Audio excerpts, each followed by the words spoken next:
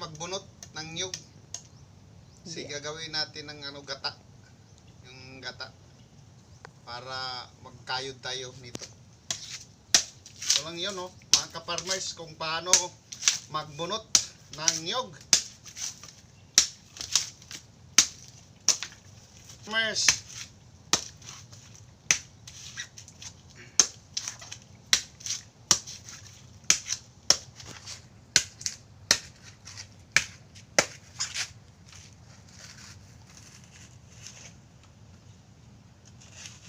Ang mga kaparmers, manual. Ganito lang yung procedure ng pagbunot.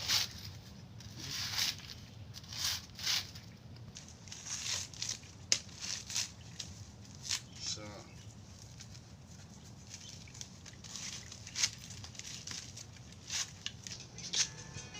farmers, ito na yung niyog na natin bunutan, Ngayon kakagurin na natin. Ito ang tawag sa amin dito sa Surigao, kaguran.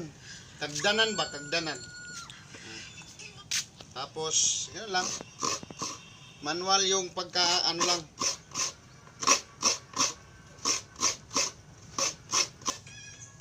Ito na kaparmers, tapos na yung kinayod natin na niyog. Pwede na gamitin sa gata. Mga gulay. Yun, bye bye kaparmers.